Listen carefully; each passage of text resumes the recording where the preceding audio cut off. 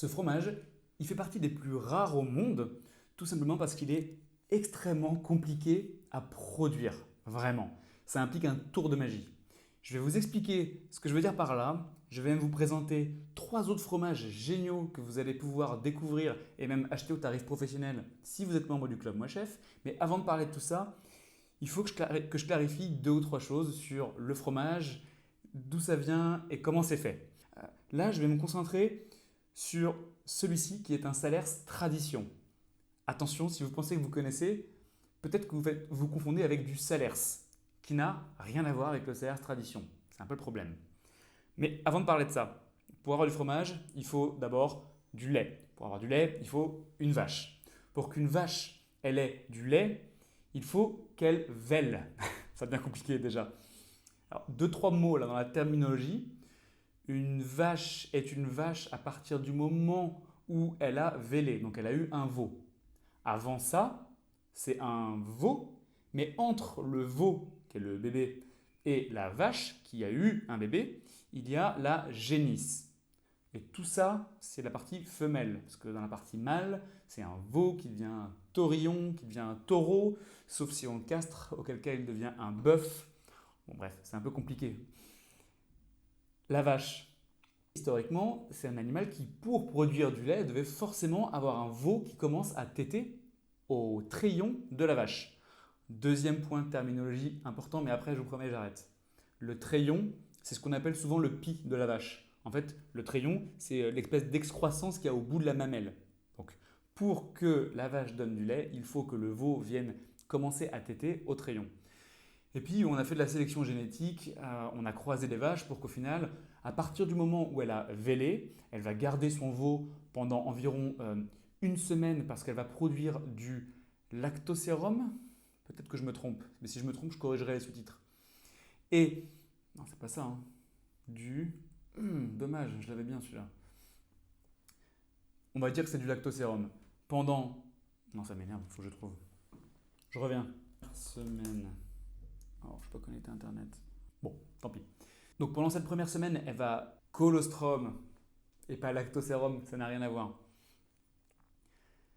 La première semaine, la vache produit donc du colostrum. C'est pour son veau. Nous, on ne peut pas le consommer. Donc pendant une semaine environ, c'est le veau qui va boire au treillon de sa mère, au pis de sa mère, pour faire plus simple, du colostrum. Et puis au bout d'une semaine, on sépare le veau de la vache et la vache qui a été sélectionnée génétiquement va produire du lait naturellement, même sans que son veau soit présent. Sauf que, on en vient à notre fromage. Et j'arrive à la dégustation, rassurez-vous, moi-même j'ai très faim. Le Salers Tradition est différent du Salers, qui est une appellation différente. Le Salers, ça peut venir de n'importe quelle race. Ça peut être une Primolstein, une Montbéliarde, peu importe. Alors que le Salers Tradition doit forcément provenir d'une vache de race Salers, ce qui a du sens a priori. Si l'appellation Salers a autorisé au fil des années à utiliser n'importe quelle race, c'est un peu dommage parce que ça brouille un peu les pistes. Néanmoins, il y a une explication, c'est que c'est très compliqué de produire un fromage à base de race Salers.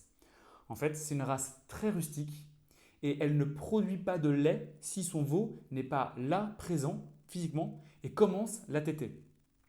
Donc, vous me voyez venir, pour obtenir du lait d'une vache de race Salers, il faut forcément 2 fois par jour, le matin et le soir, que le veau vienne commencer la tétée au pis du lait. Et ensuite, le producteur, Géraud en l'occurrence pour celui-là, va devoir faire un tour de passe-passe, un tour de magie. Lui, il met un peu de sel sur le dos du veau. La vache voit le sel, elle ne comprend pas, elle le lèche. Le sel, ça la surprend un peu. Et là, pendant ce temps-là, discrètement, Géraud doit retirer le veau, lui laisser un treillon et les 3 autres treillons de la vache les utiliser pour récupérer son lait. Vous voyez à quel point c'est compliqué et ça explique pourquoi il y a de moins en moins malheureusement de producteurs qui font du Salers Tradition parce que c'est beaucoup de main-d'œuvre, beaucoup de travail. D'autant plus que la race Salers produit beaucoup moins de lait qu'une Primolstein par exemple. Ça va être 2 voire 3 fois moins de lait par jour. Donc économiquement, c'est beaucoup moins simple de faire du lait de race Salers. Par contre, c'est un lait qui est complètement différent par rapport à la Prim-Holstein qui, elle, est une des plus grosses productrices de lait. Celui-ci, il va être beaucoup plus gras. Il va avoir un taux de protéines qui est différent et qui va lui apporter un goût qui n'a rien à voir. Voilà, vous savez tout sur ce fromage très spécial, mais cette semaine, moi, je vais vous en présenter d'autres parce qu'on a l'affineur Hervé Mons, ce génie du fromage, qui nous a fait une sélection et je vais vous les présenter tous les quatre. Les trois autres sont au moins aussi exceptionnels que celui-là. Et puis à la fin de cette vidéo, je vous dirai comment vous pourrez les acheter au tarif professionnel. Stop, il est temps de passer à la dégustation.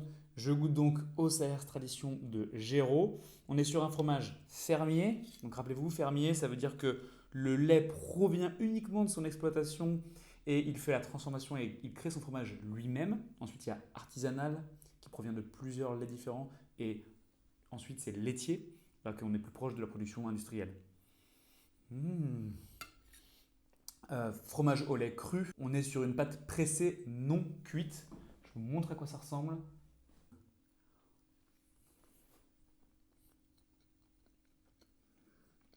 Trop bon. C'est un peu granuleux au début, mais très très vite, ça devient hyper onctueux. Ça fond en bouche. Ok, on a le côté un peu animal qui arrive là, on sent que c'est une race rustique. Il y a le goût du lait de la Salers. Il y a des notes hyper épicées d'un coup. Oh, c'est impressionnant. C'est venu nulle part. Dès que j'ai dégluti, des notes hyper épicées qui arrivent. Oh, c'est hyper surprenant.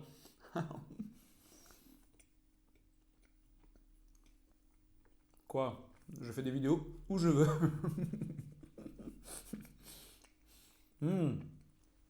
Super. Si vous n'avez pas compris comment ça s'écrit, voilà, c'est ça.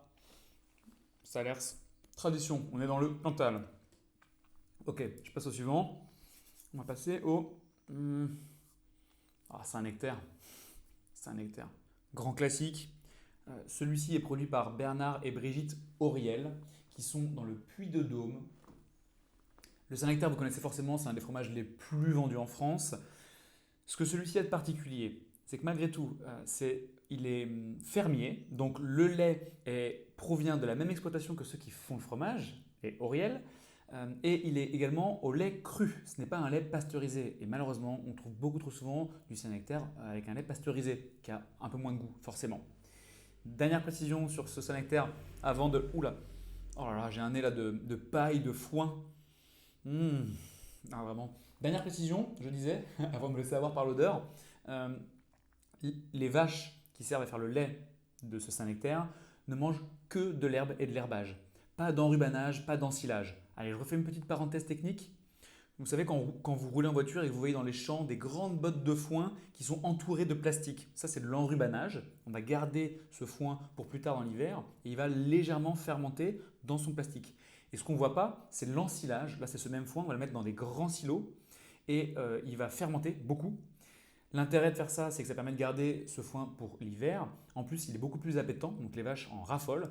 Mais les vaches ne sont pas vraiment faites pour manger des produits fermentés. En gros, c'est plus souvent associé à une pratique industrielle qu'une pratique artisanale ou fermière. Donc dans l'idéal, même si ce n'est pas forcément un problème, l'ensilage, il y a plein de très bons produits qui proviennent d'animaux qui sont nourris avec de l'ensilage, mais globalement, c'est un signe de qualité de savoir qu'eux ne pratiquent pas du tout ça. J'y vais. Je me tais.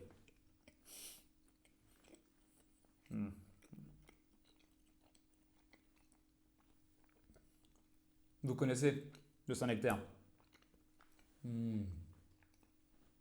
Bah, c'est le même en meilleur. Wow, c'est trop bon. Ah, j'ai des notes florales sur la fin. Pareil, c'est impressionnant. Ça fait 2 fois que j'ai ça là sur le. Ah ouais, impressionnant, impressionnant. Ok, il m'en reste deux, le 1924 et le Lavore. Je vais terminer par le bleu et maintenant je vais attaquer le Lavore. Donc là, on est dans la Loire, le département.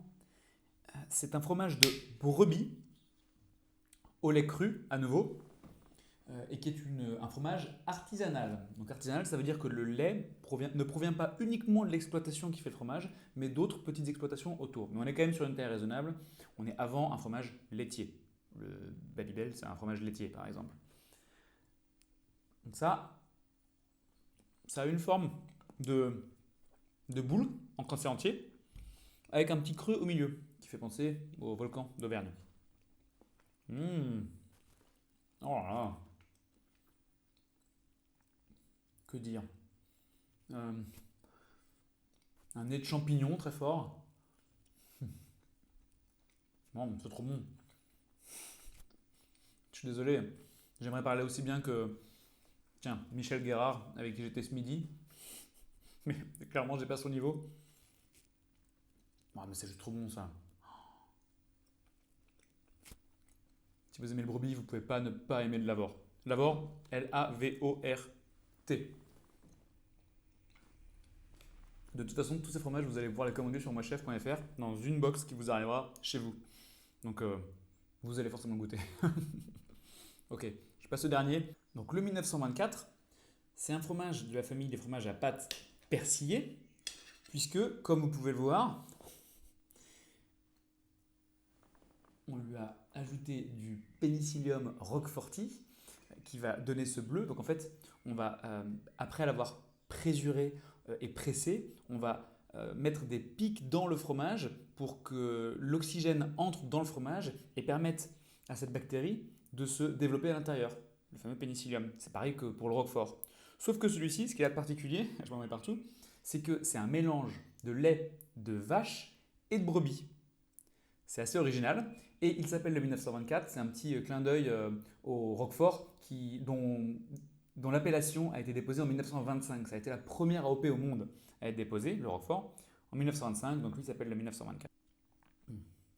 Donc ça, moi personnellement, les bleus, c'est pas mon fromage préféré. C'est souvent celui que je prends en dernier. D'ailleurs, c'est ce que j'ai fait aujourd'hui parce que j'ai un peu de mal. Généralement, je trouve ça un petit peu fort, mais je suis ouvert d'esprit. Mm. Mm. Mm. Non, c'est intéressant.